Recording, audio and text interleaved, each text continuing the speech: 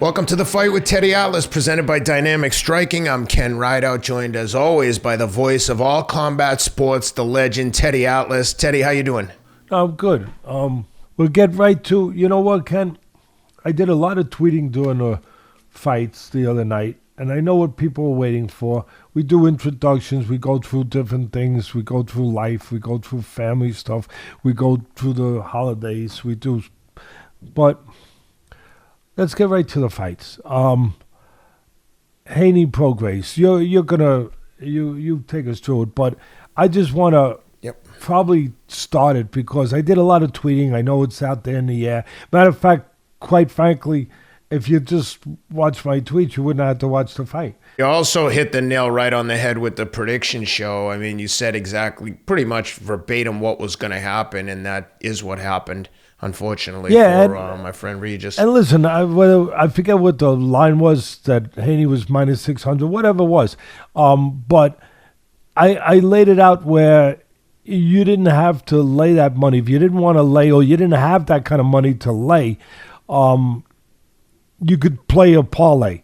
And, you know, I said it. And the parlay would have made sense. Again, if you have the money to play around, and otherwise you shouldn't do anything. You should just watch the fight and enjoy the fight. But if you had the money to play around and win a couple of dollars, you could have played the parlay of the over and Haney, and then you wouldn't have had to lay an inhibitive amount of money to win something.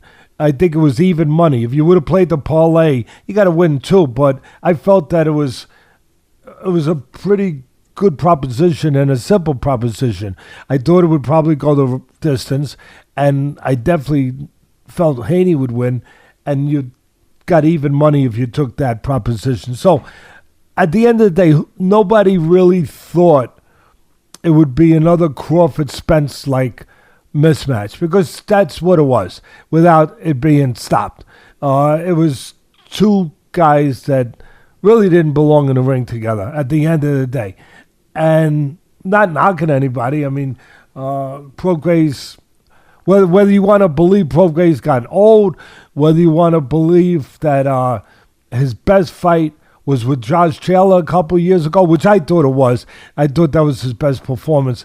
And then Josh Taylor dropped down a little bit as far as the estimation of what he is when he got beat by Teofimo Lopez. But either way, he didn't belong in the ring. Obviously, you don't need Teddy Atlas to tell you that. I had said that I thought Crawford would dominate Spence. I thought there was a good chance that Haney would dominate Prograis. One quick thing before you provide the breakdown, I just want to say that, you know, as we've discussed on the show before, as a result of the show, I've become very friendly with Regis. He's a really nice kid. I had a hard time watching this fight. Yeah, well, he's been on his show. Watch Regis. Yeah, he's been on his show, and he asked me one time to give him to talk to him and to give him a fight plan for the fight that he won his second title. And this is a guy who's won 2 titles, so he's had a terrific career. Whether he goes on, he doesn't go on, whatever. I'm not saying he can't go on, but he's had a terrific career. And I remember talking to him I forget who it was, but in his last title fight, when he won the title, I had basically given him a fight plan. We talked about it. And not that he needed it, but he went out there and he stopped. What was the guy that he won his second title with? Terrific game Mexican fighter. He stopped him late in the fight. I think he stopped him around 11th round. Zarilla. Yeah. Zarilla or Zepeda? I think Zepeda. Jose Zepeda. Yeah, it was Zepeda, right? Was it Zepeda? Yeah, that's where he won the vacant WBC. Yeah, it was his. It was Zepeda. Yeah, it was a fight. It was 2 fights ago, because his last fight he had a bad performance, and that could have been a warning, an omen of what was coming here. But I was putting his last fight, his performance, which was poor, really up to the style of guy he fought. He fought a very difficult style fighter in his last fight that controlled range really well, that didn't take any chances. That Pacha was very long, a guy that was running all over the place. So very hard to look good against that guy. And but very hard to look good against Haney, too. Haney, a couple ways you could describe the performance of Haney. You could say it was surgeon-like, it was mechanic-like, it was machine-like. I think you'd be on the button with all of those. He was so solid, so technical, fought such a disciplined fight. And going in, the fight plans for both guys were pretty simple. Haney needed to control range, use his jab, set up traps, set up counters, make you pay for real estate. You try to get 3 feet close. He charges you 3-4 punches. The way I like to put it, he was going to be the navigator of the ring, so to speak. Ring generalship was going to have to be controlled by Haney. Geometry was going to be a key. The geometry, or the turf war, if you will, was going to be for Haney to control the outside and for Prograis to get inside. If he couldn't get inside, he couldn't win. And the one thing that I would say that he didn't help himself with Prograis, when he did get inside those few times, he allowed himself to be tied up. He had to do some damage because he wasn't going to do it on the outside. But all credit to Haney, he had full control in all regions of the fight. And again, if you're going to get inside, it wasn't enough just to get close for the fight plan of Prograis. You had to get close clean without taking on a lot of incoming damage on the way in. He couldn't do that. And part of what I pointed out in our last episode and in the fight plan, I hope people watched it, was that I thought there was a flaw in Prograis where he moves his head well, but he does it from too far away, and where he could get pot-shotted, especially by a guy who's a sharpshooter. And Haney, make no mistakes about it, he's a sharpshooter. And he sharpshooted him. He target practiced him. He pot-shotted him. Where the head movement a little too far away, where he could time him, he timed him. See, the head movement's supposed to be, if I get a chance to teach, I teach. The head movement's supposed to be close enough where when you make the guy miss, you're close enough to hit him. So you got to get close enough.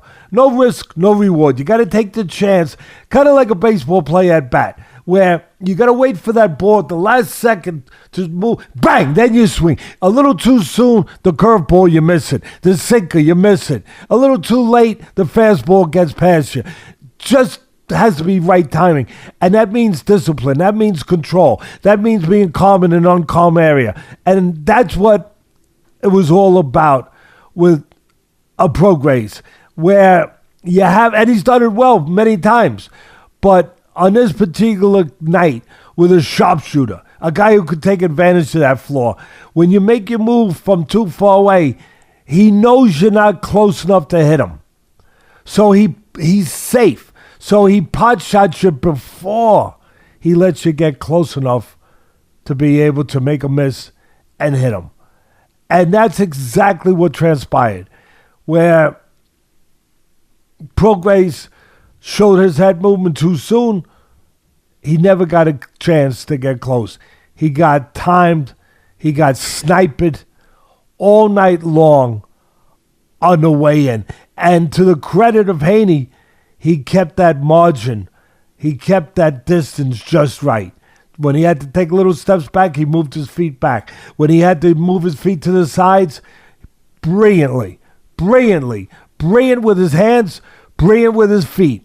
Moving to the side, making a miss, navigating around the ring. If you needed a definition of ring generalship, just watch Haney. He gave it to you. He did and he went to the body enough also to keep Prograis something to slow him down for the later rounds. It was amazing that Prograis survived. Part of the reason he survived, his heart. Part of the reason he survived, Haney's not the seek and destroy kind of guy. And to his benefit, in this case, where if he stepped it up, I'm sure a lot of you great fans were thinking this. If he stepped it up a little bit, he would stop Prograis.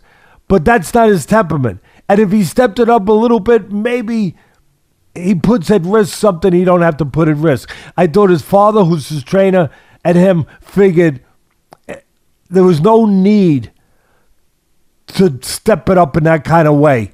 Because if you did, you're giving Prograis maybe a chance to then catch you, as maybe you're engaging a little too much or getting a little too close during your engagement. So he played it just the way it was to be played, to win the fight. And could he have gotten a stoppage again? Maybe, probably, possibly.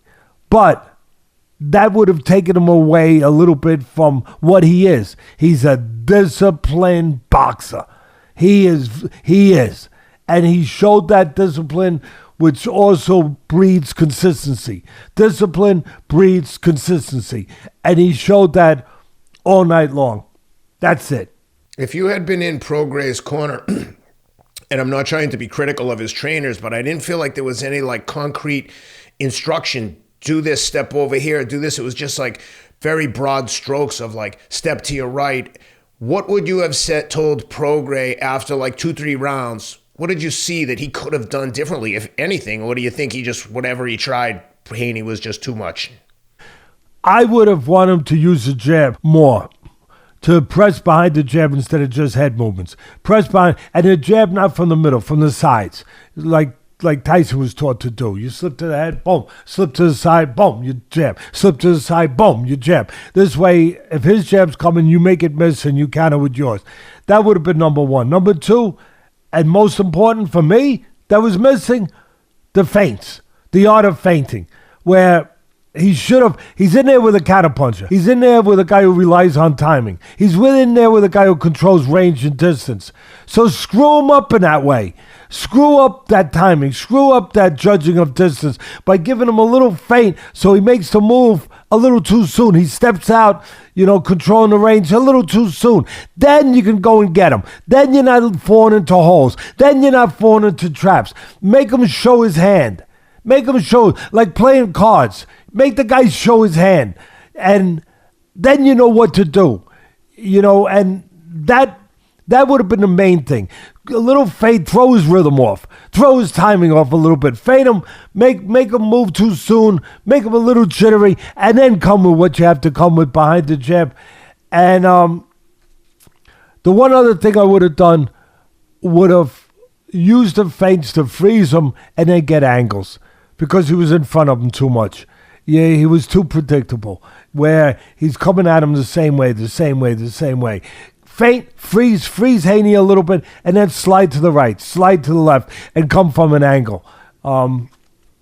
Listen, at the end of the day, Haney had all the answers. Credit to him and his father. Well prepared fight plan and mind plan. His mind was focused. He was laser-like focused in that area. All credit to him.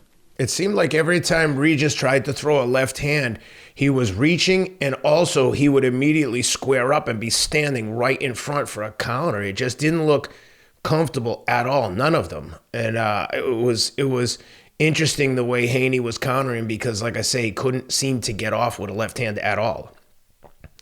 Did you notice that every time he threw the left, he was then square standing directly in front of him, kind of with no head movement after the left, or no jabbing to get in and out? Yeah, listen, you're talking about the most important part of a fighter, probably. If you own a house, what's the most important part of the house? Foundation. If your foundation ain't good, the upstairs ain't going to be good, And so you're talking about footwork. You obviously, that has to be in concrete, so to speak, way ahead of time. And those things have to be formed in the gym. Those habits have to be formed in the gym, not the night of a fight, where you don't get squared up. You're touching on something that you're not wrong, but the correction of those things have to be done way before the fight, obviously. And listen, besides everything else I said, Haney was too good. Yeah. I mean, sometimes it's that's simple too, but I think that I laid it out the best way I can. Haney and Teofimo Lopez, who wins? I love to see that because that would be great technique. Good talent, too, in Haney. But that would be great technique of Haney against great natural ability of Teofimo and instincts. Natural ability, quick twitch fibers ability, great instincts, power. He's got more power, natural power than Haney does. Haney can punch a little bit, but he's not the next level of puncher. I would love to see that fight again for that reason that I just laid out, to see which one wins. It'd be put it this way.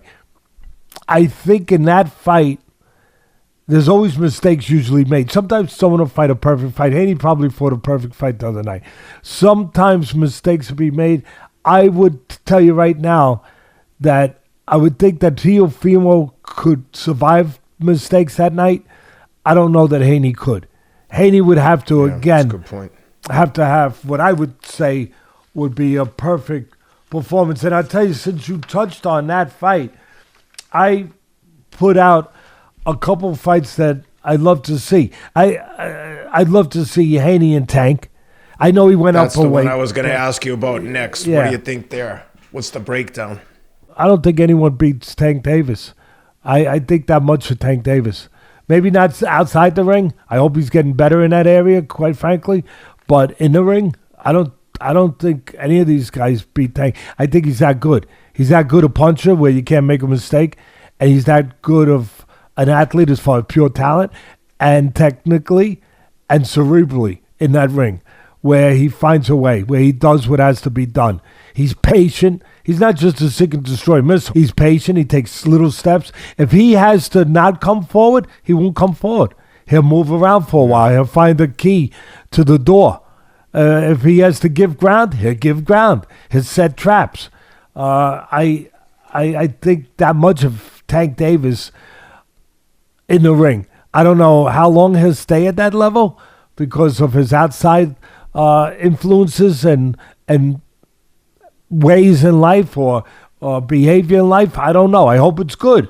I don't know. But I don't know. I'd love to see a combination of any of these 4 or 5 fighters that you just mentioned. Obviously, Tank Davis. I want to see Haney, Teofimo, Garcia. I'd like to see Ryan Garcia because I want to know if he belongs or gonna belong at the next level. I want to know. You give him his comeback fight. You just gave it to him. All right.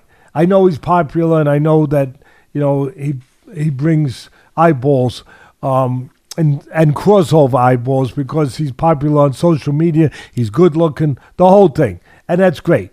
But purely boxing, I want to know if he belongs with this level of competition. So I'd like to see any of this mix: Haney, Teofimo, Tank, Garcia, and one other guy. He deserves to be in there, and he's not being mentioned. And I don't think anybody wants to mention him because you can't make money with him right now. And he is a towering inferno, even though he's a short little guy. He's not that short, but at his weight class, 140 pounds, he's a furnace. You want to get ready for him? Go jump in a fire.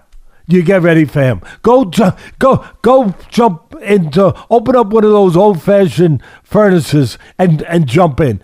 That's how you get ready for Matias. Oh, yeah. That's how you get ready for him. I want to see him. And the fight that I would pay money, I would pay too much money to see him and Tank. I would. Oh, yeah. That fight, I would. There was a day that when Lomachenko was a little younger, I would have loved to see Lomachenko and Tank. Now I'd love to see Tank and Matias. I would love to. Oh my goodness. But any of those 5, Haney, Teofimo, Tank, Matias, Garcia, bring them on. Mix them in there. Where do you put Jack Catterall in this? He's number 1 ranked in the 140-pound division in the ESPN's rankings, and he doesn't ever get any mention. Let him dip his toe. Let him dip. He hasn't dipped his toe in that end of the pool yet. Let him dip his toe. Not in the Pacific Ocean that I just talked about. Well, where do you rank? Then how do you rank? You don't include Josh Taylor in that group of elite guys there, no. 135, 140ers? Okay. No, but Interesting. I would like to give him a career salvaging fight, if you will, where he let him fight one of these guys, and if he pops up on a great night and he wins and he shows a glimpse of what he showed a couple years ago, great, he's back in the mix. That's fine. But as far as me right now believing that Josh Taylor is with these guys, no, not right now. Although I'd like to see him with Garcia though, because I don't know. Yeah. I don't know that Garcia's with these guys. I just want to find out. Where do you rank Shakur Stevenson amongst these guys? Do you include him in that upper echelon, or yes. Is he like on the next level? No, he's there, but I'm not interested in really. I am interested. I want to see him do his magic with some of these guys, like a Tank Davis. Yeah. Even though he's bigger than Tank. Let him do his magic. And his magic is to be a magician. He's David Copperfield. I'm here, I'm disappear on you. Not that makes exciting fights. It doesn't. But it also doesn't mean he's not talented. He's very talented. He controls range. He's hard to hit. He can be a magician in there. I like magicians, except when they do disappearing acts. In the ring, I don't want a guy doing a disappearing act. I'm sorry. I'm sorry for being so forward and honest and brutally, candid about it. I'm sorry. But that's what I appreciate his boxing abilities, that he can do what a pitcher can do in baseball and disarm a batter, remove the bat from his hands, change speeds, go in and out. Never throw a ball over 80 miles an hour, but still control the hitter by moving the ball around.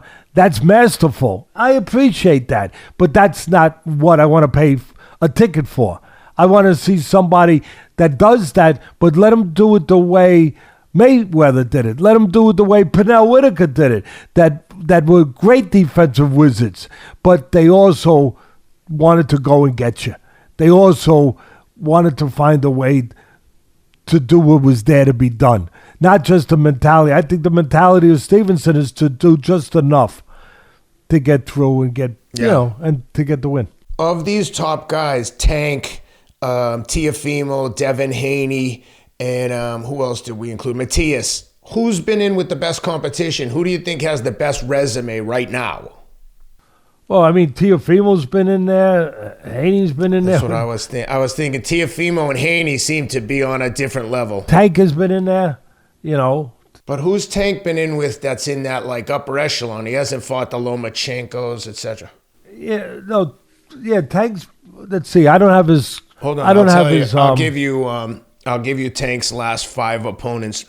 He's got Ryan Garcia, Hector Luis Garcia, Rolly good Romero, fighter. Isaac Cruz, Mario Barrios. Isaac Cruz, good solid guy. Good solid. That's enough for me. I'm on Tank's side. I'm on Tank's side. I guess he has. He fought an aging Gamboa. Leo Santa Cruz was nice when he fought him and he dismantled him. I thought that Leo Santa Cruz fight, Leo looked really good early and then just got caught and starched. He also beat Barrios. Yeah. Come on, he's the top of the. You're way off here, Ken. Way off. I'm not disagreeing. I wanted to hear what you thought of the resumes. No, Tank Davis is probably, he might be number 1 in that. Now that you reminded me of those guys, he has fought good, solid guys. There's nothing you can take away from that with Tank. Nothing. And Devin went down to Australia twice, beat Kambosos. He fought Lomachenko. Now he fought Prograis. Prior to that, Linares, Gamboa. Yeah. like I said, Garcia hasn't. When he stepped up with Tank and he came up short. And Matias is the only guy that you could probably question, but I'm not questioning him. I feel I know what this guy is. I know what he is. He might get beat by a guy on the outside that won't let him do his inside stuff, won't let him burn the hell out of you, won't let him burn your house down, because that's what he does. He burns your house down. He does. But until that happens, I want to see him. I want to see this guy, Matias. I do. I'm a fan of his. And the other thing is Teofimo jumped in there with Vasily Lomachenko, I feel like, when no one really wanted to get in there with them, in 19, 4 years ago, and beat him. Yeah, and then he fell off with the Kambosos fight. Yeah, that's right. And then he came back with a terrific win against Josh Taylor. Yeah, and he beat Sandor Martin. With Teofimo, it's an X factor. It's his it's his life. It's his father. It's all that. Look, his father helped get him there. You can hate his father, and a lot of people hate him, but his father helped get him there. He did. He helped get him there. He acts cuckoo and all that, but he got him there. But and Teofimo knows that. But the father can also, obviously, now that he's there, you could also attach some of his problems with the father, where it's distracting. He's not in the right mental frame. Whatever it is with his personal life, that, has gone a little up and down, if you will. I don't want to go judging his personal life when I only know a little bit about it. But I think it's fair to say that his father could be his greatest strength and also his greatest weakness at the same time, where he impacts him in an emotional, mental way. When it's a good way, you got the good Teofimo. If it's not, then you're not sure what you're going to get. So that's an X factor. Of all those guys, there's a lot of dads involved, right? You got Bill Haney with Devin. You've got Lopez, like you just said. You also got Loma with his dad. Tank has a father figure in his trainer who's been with him since the jump. Interesting combination. I think Kambosos' dad was coaching him or heavily involved. It's interesting weight class in that regard. Yeah, or if he wasn't training him, I feel like George Kambosos' dad was heavily involved in the career, like involved in the management and the training, I think. Well, you would know. Then you know that better than me, because I don't know. It's possible, but I just don't know. Not sure on the Kambosos, but certainly on the others. And I know Tank thinks of his trainer as a father figure. Sure. But it's just an interesting one there, that there are a lot of dads involved there. As a dad, having your kids in combat sports, speaking from my limited experience with my youngest son, I don't know how much longer I can stay too close to this. It's just too heart-wrenching. When your children are involved, it hurts so much more than if you're fighting yourself. I'd rather get run over by a train than see my kid lose a decision. It's just so incredibly difficult to control your emotions when it's your child. In the ring or in wrestling, it's trying. I don't like it at all. So credit to those guys for figuring out a way to make it work. Listen, I'll put a stamp on this. The best stamp I can put on it. Everything you said, you could point a finger to fighters and fathers very successful in this business, and others not so successful. And others, where is the success judged? Is it by what they did in the ring or the way it ends? Because sometimes they're successful in the way that they get to the promised land in the ring and become champions, but then they don't have a relationship after that. So for me, that's not a success. For me, so you have to look at the entirety of this combustible relationship with a father-son in combat sports. And when I say put a stamp on it, here's the stamp. You know why? I got the answer why. The answer, some fathers, it works better than others. But the answer why is because you're treading into an area that is really a no trespassing area for fathers. But they trespass anyway. And what I mean by that is that, and I'm saying and understanding that some do a great job, but some ruin their relationships and it doesn't pay off. It's not worth it. But when I say a no trespassing area, a father's most important job in life, from the infancy, the creation of their child, from the moment their child takes a breath, is to protect the child. And when you put them into this situation, you're putting them into a situation that's what is against completely what a father's job is in every way, by nature itself, to protect its being, to protect its creation. And you're putting them to keep them out of harm's way, no matter what. That's your job. And what you're actually doing, and you're not doing it in a way where it's criminal or you have criminal intent. We understand that. But the action is still the same. You were putting them into harm's way. You're doing it.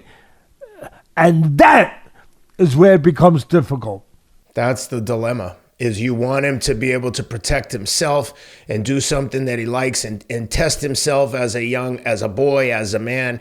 And then, God forbid, he fails the test. You feel exactly like what you just described. Like, I did this to him. I put him in this position to have him get physically, or more importantly, emotionally hurt. The physical hurt, it's almost like easier to handle than seeing him sad, embarrassed, downtrodden. It's an emotional roller coaster, and one that I don't really enjoy, and trying to find that balance, at least for myself, has been difficult. That's why I wanted to hear your take, because obviously I've seen you in that position most recently with Alex Vosdick, and I know how you feel about the kid, and to see him, suffer the lost art of Beterbiev, in hindsight now, having my own child compete, is almost more heartbreaking, because I know the pain that comes with seeing your charge get hurt, even emotionally. Like I said, the emotional hurt is much worse than the physical hurt. But credit to anyone that could figure out a way to make it work. I think of Joe Calzaghe and his dad as one of the most successful combinations. But anyway, that's a conversation for another day. A lot of them have done well. Lomachenko's father did pretty damn well. That's fair. As long as we're grading guys, you might as well throw him in. Yeah. No, you're right. You're right. Xander Zayas and Jorge Fortea. This was a great fight. I really enjoyed it. First career homecoming fight for the South Florida-based Puerto Rican. Zayas scores a fifth-round knockout over Spain's Jorge Fortea. Got 2 knockdowns. The second, which got the full 10 count, and fight ends at 137 of the fifth rounds. What'd you think of this one? From a place that we always talk about Mexico producing great fighters, and they do, and they have, and they got a great history. Shouldn't forget Puerto Rico. They've produced great fighters, and they have a great history with it too. And Zayas is trying to be part of that history now. He was 17-0, 11 KOs going in, 21 years old. He's the hot Puerto Rican prospect now from that hot area, that little tiny island that produces so many great fighters, just like that little town in Dominican Republic that produces so many great Major League Baseball players. Who knows what it is? It's water they drink there, or is it just a history and the importance of that in the way out that boxing presents itself to be to those kids that put on the gloves, whether it's in Mexico or Puerto Rico, and want to be a champion. And part of it's the history. They want to be a champion like other great champions from their land. I think that's part of what pushes them and inspires them. Either way, Zayas, I don't know. But I'd say Zayas. But Zayas is the latest to come from there. It was a complete one-sided fight against Fortea. The thing about Zayas is he's a junior middleweight. He could probably move up to middleweight, maybe even light heavyweight. He's 21 years old. He's tall. He's long. He's got a great frame that's he can grow into bigger weight classes, as I just suggested. I like the way he goes to the body. He uses his jab. The only thing I didn't like, he leads with left hooks in front every once in a while. Somebody's going to have a right hand with his name on it. If he doesn't correct that one of these days, he counters when he has to counter. The knockdown, his first knockdown of the fight was, I think it was in the second round, where I don't know. I think it was. I'm not sure. When was the first knockdown? I know he stopped him in the fifth, right? But yeah, I'm checking to see. I thought he scored a knockdown early. But the first knockdown, I could still describe what it was. He threw up top and then he finished underneath, kind of like Mickey Ward with his left hook. He used to go up top to get you to move your elbow a little bit up and then come back down real quick. And that's one real quick. Zayas hit him with a body shot at the end of right at the close of the first round and caused Fortea to take a knee. Yeah. So the end of the first round, beautiful setup, nice combination up top, and then came down with the left hook, and he basically finished him also with a body shot. Which is great to see, the teaching, not just the talent of the young fighter, but the teaching, the technique, the worth of going to the body that's being taught by his teachers. That was impressive. Again, he's long, he's tall, he controls range. I like the way he moves his feet back when he has to control range. It keeps himself in position where he's in charge, where he can use those physical assets to their utmost to make you reach to get to him, where he's got the edge on you. He can hit you before you hit him.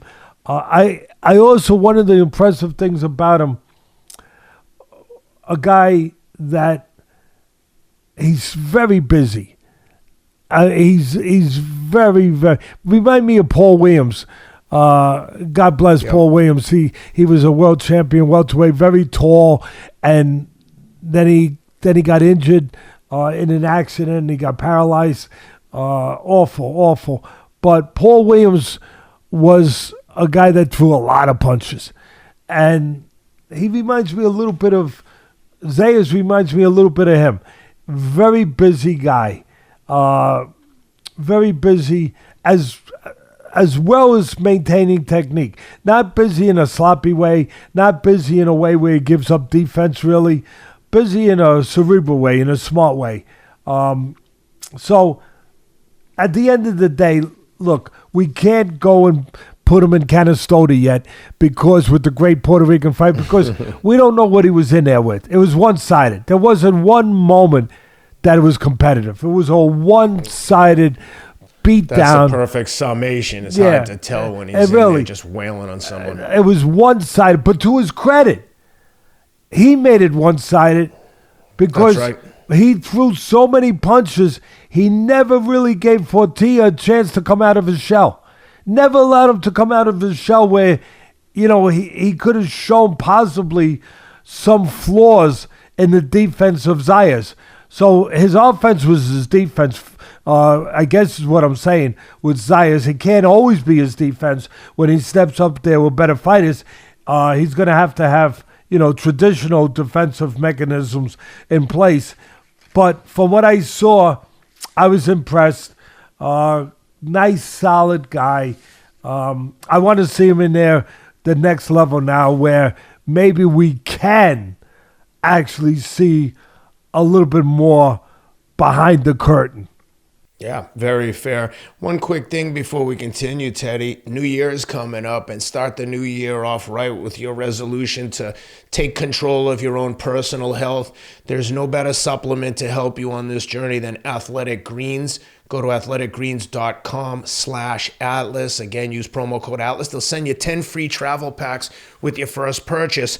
The travel packs are invaluable, especially if you're on the road occasionally, whether you're an athlete or a finance professional or any kind of professional. You need to be taking care of your health and wellness, especially when traveling and your immune system might be compromised.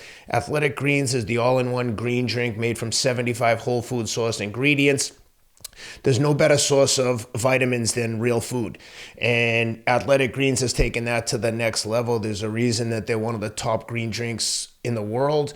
They make the best product. They don't compromise. Teddy and I have been taking Athletic Greens for a few years now. It's worked wonders for me, I think. And we'd like to offer that special offer to all of our listeners. athleticgreens.com/Atlas. Get the 10 free travel packs with your first purchase. And with that, let's jump into the Robisi one thing Ramirez. before we jump in there.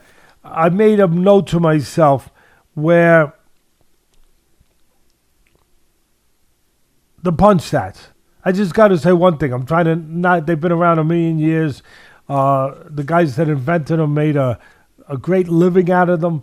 A great cottage industry out of them, and they give you something else to put up there for the producers and directors of boxing to put up there on the screen. Okay, fine, all good, fine. But I just had to make a little note. I just got finished saying, right? If you didn't see it, you don't need. You know what I'm saying. If you saw it, if you didn't see it, all you need to know is what I just said. Zayas won every round. It was a one-sided fight, right? Where Zayas is just throwing all the punches, keeping Fortea defensive for the most part all night. And one thing I couldn't help but notice, when they put the punch stats up, Ken, at the end, 144 total punches for Fortea. Where? Just from what I just described, he was shell-shocked all night. He was covered up all night. Where did 144 punches come from? I don't know. I just had to say that. I know nobody else is going to say anything like that. And I'm not knocking punch stats. Good. It's been around forever or a long time. It's fun. No problem. But, man, I'd like to see that 100 for fun one day. I don't have the time to do things like punch count. I got grandchildren. I got other jobs. I got other things to do. But one day, just for fun, I might sit around and just take the number they put up and then say, okay, let me watch it again and see if I can find 144 punches. I don't know. Anyway, Ramirez, Espinoza, small ring. I'm going to let you set it up. What was it, a 16-foot ring? A small ring, obviously was supposed to help the champion, the two-time Olympian Ramirez, Olympic gold medalist Ramirez. Supposed to help. He was two-time Olympic gold medalist. That's what I thought I said. Two-time Olympic champion, just like Lomachenko, very rare. Two-time Olympic gold medalist, and he comes from that. Again, from an island that produces great fighters, Cuba. And he's a shorter guy. Espinoza is incredibly tall and long. So you figure the small ring, the promoters set it up to help Ramirez. At the end of the day, because they wanted him in a phone booth, because they figured that they want him to get close to the taller guy. Don't give the taller guy any room to move. At the end of the day, it actually might have backfired on him. But go ahead. Take it from there. Yeah, unheralded Mexican featherweight comes in at 22-0 with 18 knockouts. I think that the Ramirez camp clearly, I don't know if they did their homework. Did he come in 22-0? He came in 21-0, and he left 22-0. Yeah, sorry. Yeah. Yep. 18 knockouts, 17 coming in, and what an awesome fight. I mean, at one point, it looked like Ramirez, you got to say Ramirez's record. He was 13-1. His only loss was his pro debut, which is extraordinary. Pro debut, yeah. Yep. And then he came back from that in short period of time, and he wins the world title, became world champion. He's a southpaw, by the way, Ramirez. And he was the big favorite. Big favorite. Minus 1,500 favorite, prohibitive favorite. And I didn't expect much here. I thought it literally would be a typical one-sided walkover. But holy cow, did this kid Espinoza came to fight. Also had to get off the canvas. Like I said early on, to me it looked like the kid was having moments, but as soon as Ramirez got to him, I was like, oh, this is over before it even starts. Espinoza, good showing, but it looks like he's going to be out of there. And my God, did he come on strong, scoring a knockdown in the last round. He ends up getting the majority decision. The scorecards were 115, 111, 114, 112, and 113, 113. It was very close, I thought, but it was nice to see the underdog get the win here with the way he closed the show. I loved this fight. I think everyone loves a good underdog story, but how'd you like it? What'd you think? What's next for Espinoza? Is he for real, or did Ramirez just not come in prepared? No, Ramirez was prepared. Espinoza was prepared to not leave that ring without the belt. You saw firsthand an exhibition of pure will. Will versus skill, and will always wins. I always say that. Cuz D'Amato used to tell me that. It's so true. And will wins. You saw Espinoza made a pact with himself. He was obsessed. He was obsessed with winning that title. You hear the sayings, I'm not leaving the ring without that title, but, I'll leave. You're going to have to kill me. I'm going to leave on my shield. But rarely do you witness it. I witnessed it. We witnessed it. We witnessed the truth behind those statements. When Espinoza got in that ring and refused to leave, even though he was being asked to leave, and not gently. Not gently. He refused to leave without that title. And if that fight was 10, 15 seconds longer, he knocks out Ramirez. And Ramirez was terrific. He showed great heart of a champion. He wanted to keep that title. But Espinoza wanted to get it a little more. A little more. You saw what a great will is. When a person, he made himself the immovable object, the unstoppable force. That's what he became. My grandchildren watch these superhero movies all the time where one of them becomes Johnny Torch, becomes the Torch, the other one becomes, whatever it is that they become, the superpower. The superpower of Espinoza, it's the superpower of all of us. That all of you could be a superhero. You don't realize it, but all of you, that you can become that person possessed with a will to conquer something, to overcome something, to be something, to attain something. And that's what he was. He was the superhero that became the unstoppable force. That should be a new superhero out there, the unstoppable force. That's what he became. He became the person from the what's the one, the mutant, where Storm, where she creates storms. He created his own storm of will, and he was not leaving that ring without the belt, and he got it. He fought right, he fought wrong. It didn't matter. He fought with that kind of undeniable force and will. So it made up for anything he did wrong technically. He's tall as heck at this weight, ridiculously tall. And he's supposed to fight on the outside, and he did in spots. He won the first 4 rounds going away. Ramirez, Espinoza, controlling, fighting tall, which you have to know how to do. Using his length, staying at the right outside distance. He did it brilliantly, and then he didn't do it. And then he got caught. And then it looked like it was going to be his downfall. In the 5th round, the end of the 5th round, he was winning that round easy. And then he gets dropped by the shorter Espinoza, the shorter Ramirez, who wanted to keep his title. And it was time to act like it. So he went and he acted like it. And he saw a mistake, he saw an opportunity, and he jumped in there with a southpaw hook, right hook, and he dropped Espinoza. And Espinoza got saved by it happening at the End of the round. When people are destined to be champion, there's destiny on their side. Things like that happen. It happened. It could have happened earlier. It happened just before the bell because it was destiny for him to fulfill and to become champion. But he had to fulfill it. He had to go out there for the next 8 rounds, whatever, 7 rounds, and fulfill it. But destiny gave him the chance to fulfill it. And then he came back in the 6th round. Then he had a tough 7th. I think it was the 7th round. 7th to 8th, he had a tough round again. He got caught some big shots again. He survived that again.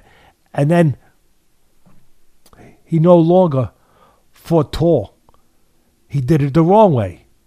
But the right way is that he refused to be denied.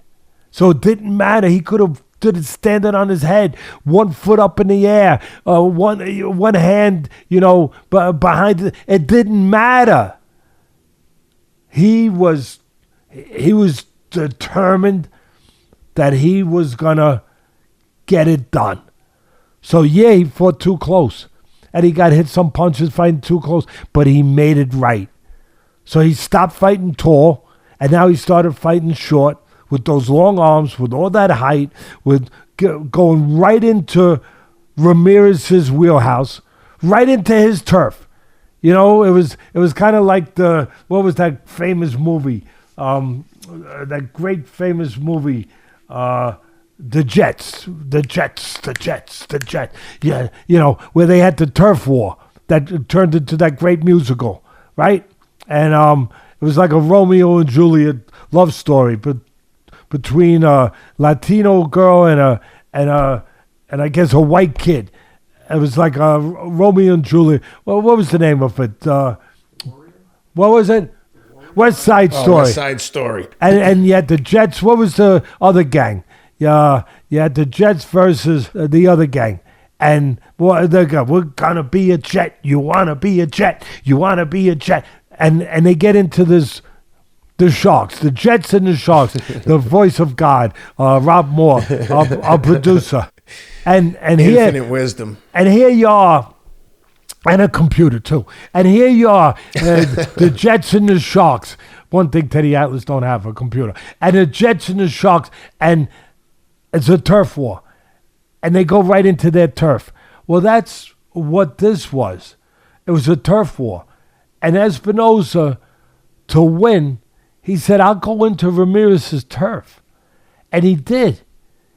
This tall, lanky, thin, skinny guy went inside and took the title. Took everything Ramirez had to offer, handed it to him, offered it to him, said, here, I'm on your turf. If I'm going to leave here with the title, it's got to be on your terms, on where I'm going to do it on your turf. I'm going to do it here. I ain't going to do it outside with my long, long arms where you can never get to me. I'm doing it right here. And he did. He did. He outworked him. Man, he throws a lot of punches, Espinoza. He outworked him. He outfought him. And Ramirez did himself proud.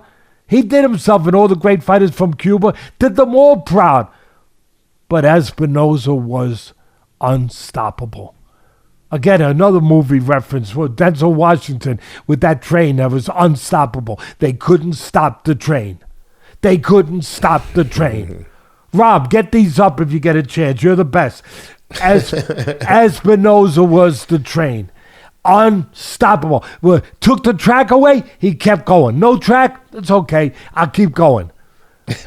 And he went inside with Ramirez, and he just wouldn't stop. And it was a great fight. It was a great fight. At the end of the day, Espinoza had to come back in the late rounds. He won the early rounds. Then Ramirez took the late middle rounds. And then the very late rounds, Espinoza had to take him. And he did. He did. He took the late rounds. And then it was funny. I was looking at the writer who's with ESPN, and he put his scorecard up, and he had the... Coppinger?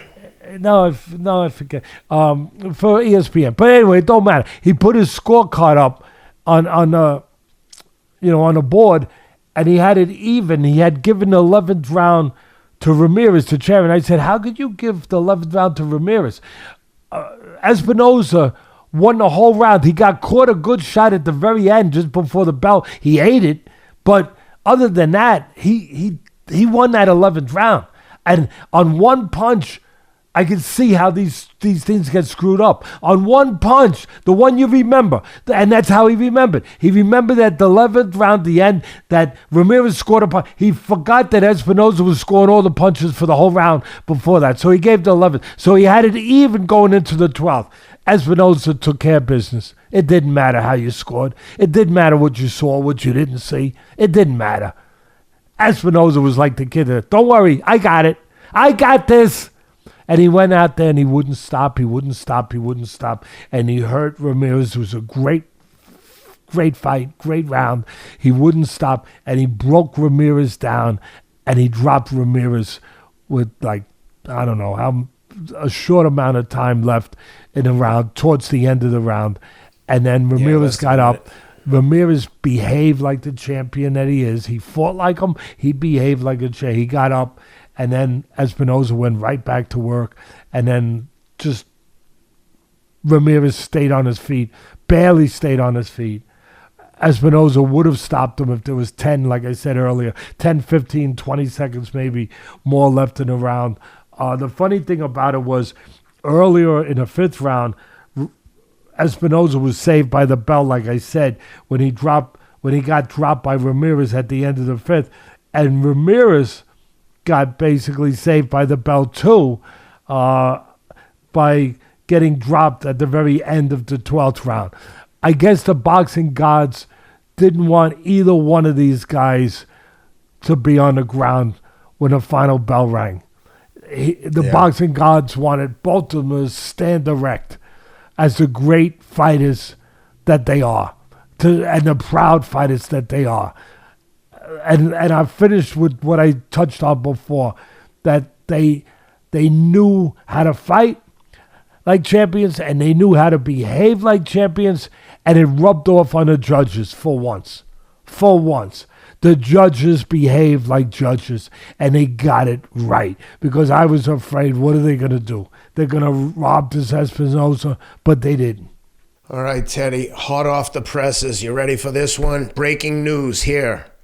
Not reporting first, but Chris Mannix reporting that Subriel Matias and Teofimo Lopez, June 7th, 8th weekend, Puerto Rican Day Parade, New York City, could be going down. I hope so. In substantive talks, looks like it might get done. That is a freaking rumble. What a great spot. What a great date.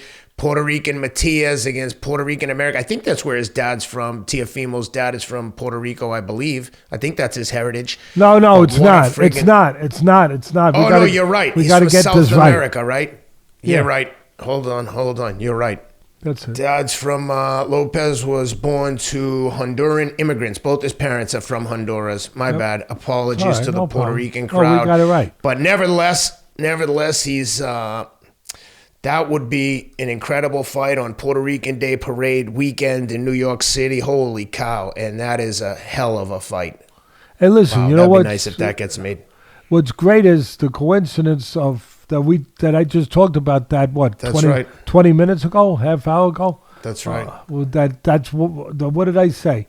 I had 5 guys in the mix, and Teofimo and Matias were in that mix. I said, I want to see Matias with any of these guys. And maybe we'll get our wish. All right, Teddy, big fight coming up this weekend from the UFC. Big pay-per-view coming from Vegas. Colby Covington, Leon Edwards. I'll get you the line as we let's do the breakdown first. Then I want to get your prediction, and we'll give the line from our friends at MyBookie. But man, this is anytime Colby Covington fights, it's a promotional masterpiece. The guy, whether you love him or hate him, you either tune in to see him win or to see him lose, but he certainly brings eyeballs. What are you looking for out of Colby and Leon?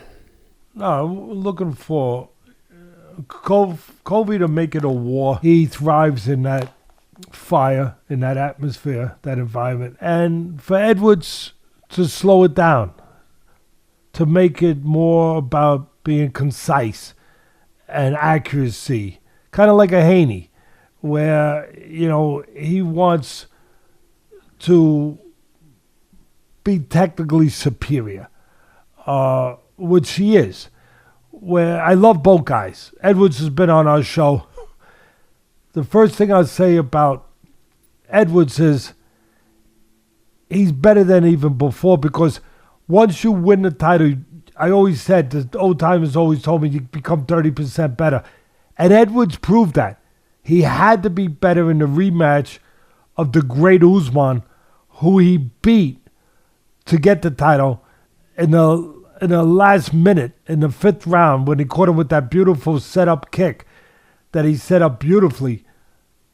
He had to be better in the rematch, because Usman is like a Hall of Fame guy, even though he's still fighting, and his career's not done. But he was considered the GOAT when he did it. That kick by Leon Edwards, what it did to just disrupt the whole course of like the UFC, that title picture. He was getting whitewashed, and he comes in with that kick, takes the title.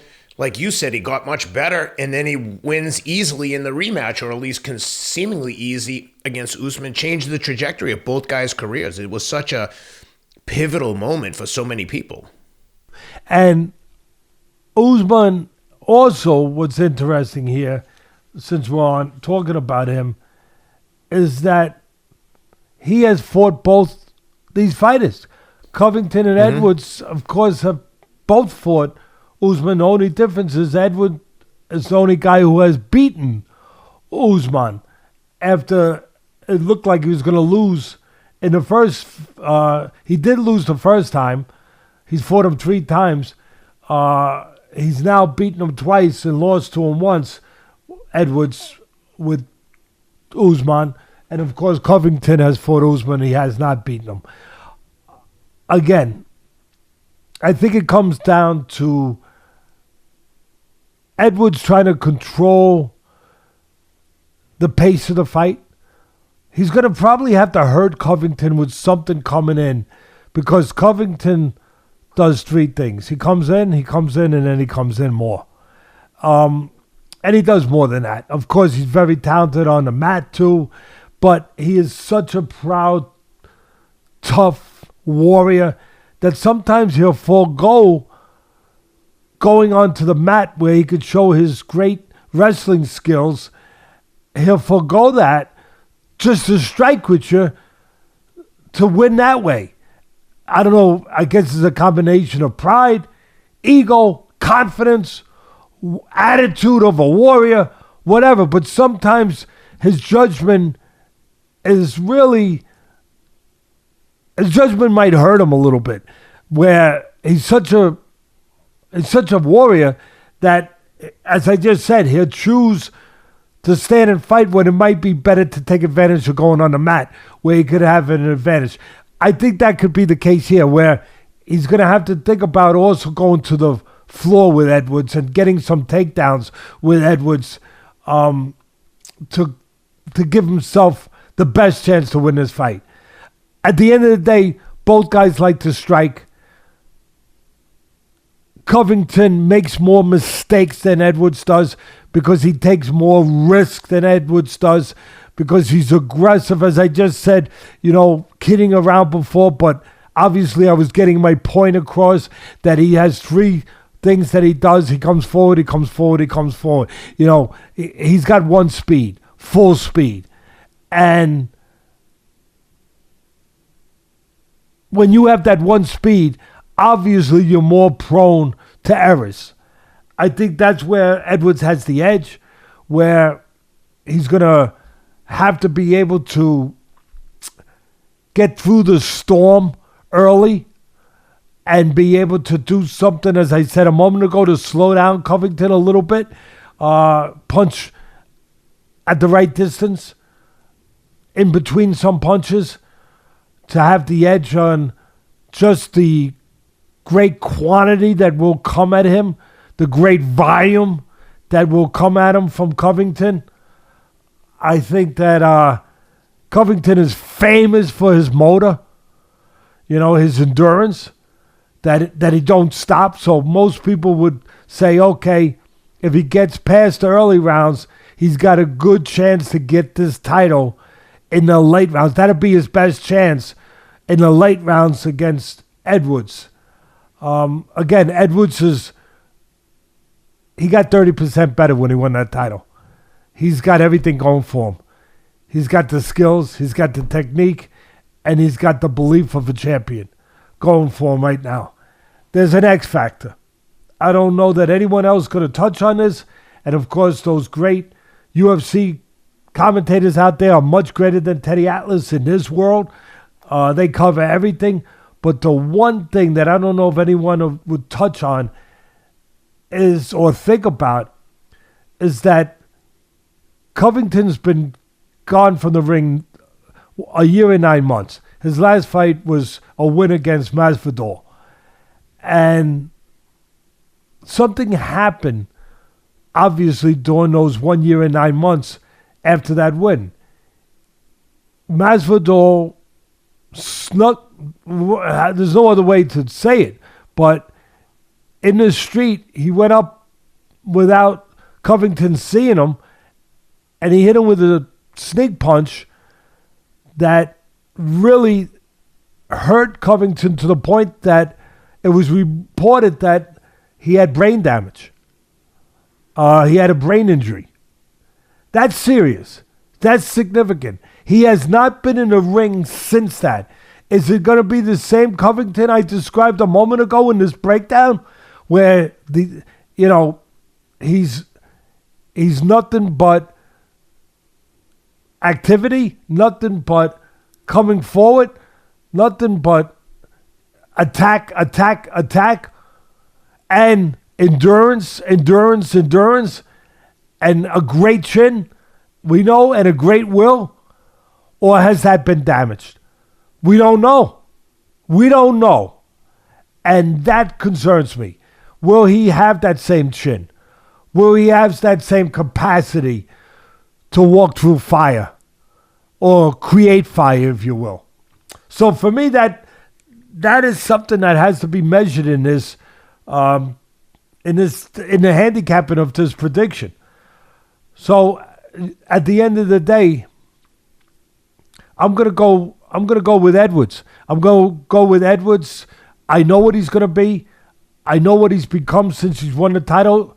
Even better. Let me give you the line real quick and see if that factors into your decision. We got Leon Edwards minus 150, 148. Let's just round it to 150, and you're getting plus 125 on Colby Covington.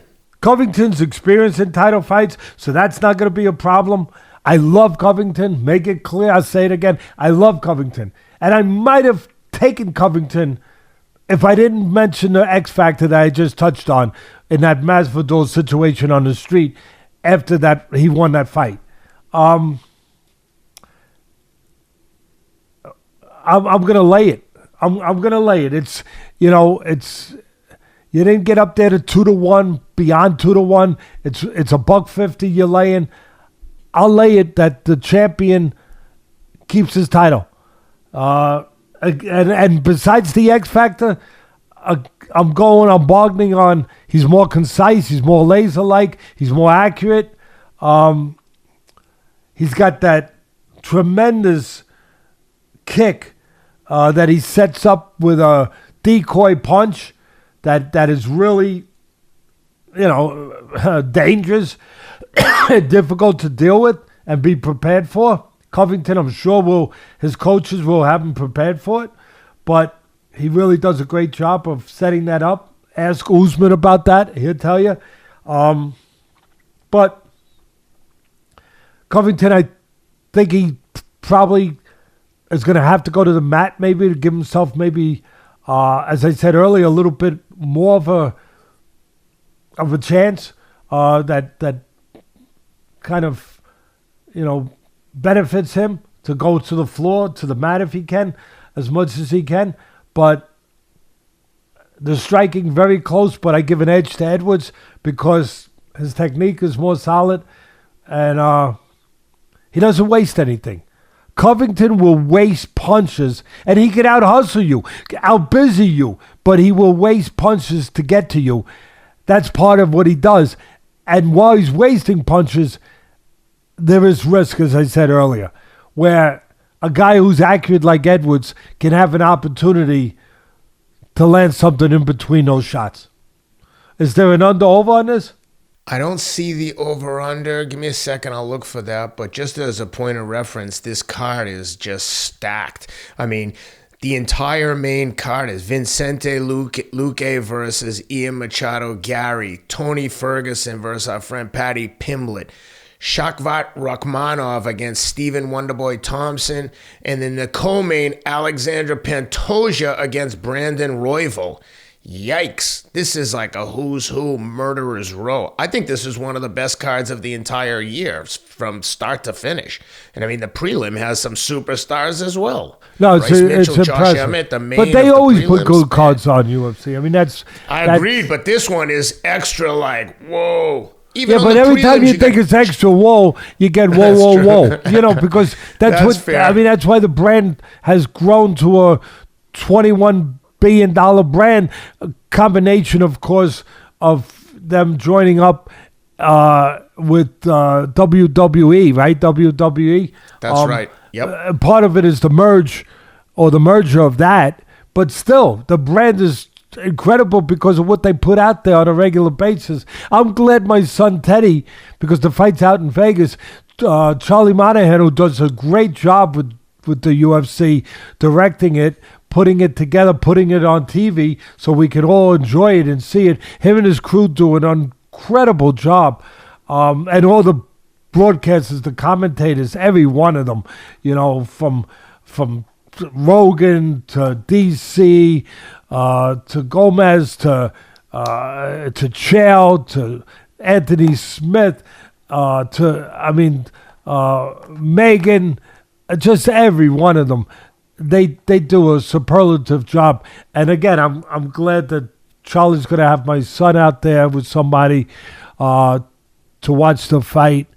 I'm glad he's going to be there and enjoy that night, because my son, he loves seeing Charlie, but he loves the UFC too. Well, I may go to this fight. I'm going out to LA with my buddy Jelly Roll, and we may shoot over to this fight in Vegas. I think he's performing that night, so we may go, and if we do, I'll obviously reach out. We'll talk offline, and I'll get in touch with Teddy and introduce him to some of the guys. That'd be great. I know that they would like to meet Teddy. No, that'd be great. Any under over or no? We don't know yet. Yep, I got an over under for you. Under 4.5 is plus 170.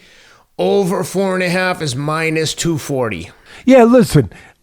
Again, it makes sense with the track record of Covington, the toughness, Edwards being as good as he is, the champion that he is good, buttoned up from a defensive standpoint, technically very sound. Both these fighters are well-rounded, can do it in any place. But Covington with that engine, it has to figure, if it goes, according to those attributes, it has to figure to go rounds and to go late. So that's why I'm going to take the under, because I'm going to go against it. I'm going to take the under because they're offering me good money to take it. I'm going to take it because I think that with a dangerous kick like Edwards in there that could come out of nowhere, also his accurate punching, Covington, that X factor with, I haven't seen him, we haven't seen him since that situation with Masvidal out in the street where he got a brain injury. We haven't seen him. I'm going to say it's worth a shot. They want to offer me what? Plus 180, you said? Is that plus what 170. They want to offer me plus 170. I hope it goes the distance. I love both these guys, but I'll take a shot at plus 170. Like it. Well, one quick thing, just again on the prelims, the main last fight on the prelims is Josh Emmett and Bryce Mitchell. You've also got Cody Garbrandt and Brian Kelleher. Just on the prelims, I mean, these are friggin' main card fighters for all intents and purposes. So this is a stacked card.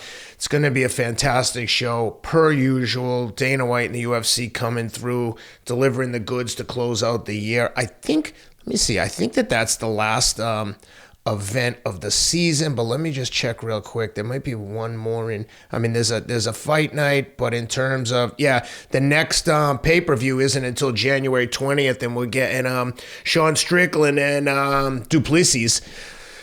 Another Rumble. Wow. Duplessis, I can't believe he makes that weight. He is huge. I met him after his fight when he shocked the world against Whitaker. He's so big. Wow. And he's so strong, but he's also so smart. Technically solid. He showed that. He couldn't have won that fight without the solid technique. It wasn't just about strength. And he's so together mentally. I'm impressed with what I saw with him. And Strickland is so strong. That guy is not just determined, but physically strong. That should be tremendous. You don't have to look for Strickland. He's right in front of you all night long. The line is tight there. Minus 148, basically minus 150 on Strickland, plus 125 on TDP, Tricus Duplessis. The thing about Strickland is really Duplessis is physically the stronger guy in that matchup, actually. But as I get my bearings, but Strickland, he's got the ability to go to those places. They all do, but to go to those places where he can find a way, to go to the tool shed and bring something out, like he did in that big upset, obviously, with our guy Izzy, Adesanya, where he had that just huge upset. He could go to the tool shed and just find what he's got to find, and he's going to give you a steady. There's something to be said about a guy who's dependable, who's steady, who's always going to give you a steady. Maybe he's never going to give you the Nova Inferno, meteor-like Haley's Comet going across the sky, lighting up the sky for 30 seconds. He's never going to give you that. He doesn't have those kind of abilities, those kind of neon talents, but he's always going to give you a steady professional performance. And if you give a little opening, he's going to find it. If you're a little off, he's going to be on, and he's going to take advantage of it, because there is something to be said about the talent of being steady, of being dependable, and being smart. And he's got a very accurate jab. He found a way to out-jab Izzy. And Izzy had an off night maybe, but it don't matter. He didn't make no excuses, Izzy. He's not built that way. Obviously, Strickland had a lot to do with Izzy having that off night, but Strickland used his jab surgically that night. And this is a guy against a guy in Izzy who's got not only a great jab, but those great neon talents of speed and athleticism, of instincts, of everything. And Strickland used timing, used an accurate jab and timing, not to outnumber him, out-jab him with numbers or outspeed him, but to throw at the right time and make sure he didn't throw at the wrong time. He's got those kind of attributes, Strickland. So you can never count a guy out like that. I love Duplessis. I would favor him probably, but it's going to be very interesting to see the plan that Strickland will come up with to keep this title that he worked so hard to get. Yeah. Well, Teddy, that was a pretty thorough breakdown here. We covered all the action, gave a preview on the upcoming UFC card. You got anything else before we say goodbye? No, everybody be safe out there. Do your Christmas shopping and everything else. And love the ones that are around you and show the love every day. You never know. You just never know day to day how life can go. So show love to the ones around you all the time. And be the best you can be. That's love more and hate less. And one quick thing before we go, for the boxing fans out there, if you're looking for some last-minute gifts, consider Teddy's book, Atlas: From the Streets to the Ring, A Son's Struggle to Become a Man. There's a picture of it for those watching on YouTube, available on audible.com as well as in Amazon and paperback. You can also go to boxraw.com. Check out the 36 collection, Teddy's custom boxing collection with Box Raw. If you're going to be in the gym boxing, show up in the right apparel. Very few companies out there making quality boxing gear, and Box Raw is the cream of the crop. You can also check out Dynamic Striking for a complete tutorial on all the different elements of boxing. Learn how to throw a jab, a hook, a cross. Everything you need is there. Learn the peekaboo style, etc., etc. Those are some great gifts. Teddy, did I forget anything regarding the gift guide? The official Fight with Teddy Atlas gift guide. Thank you. Appreciate it. Everybody be safe. And as my friend Mikey Kenny would say, who I grew up with, peace and love. Peace and love. I hope everyone's having a great holiday season. We'll see you next week with a breakdown on this upcoming massive UFC card. Have a good week, guys.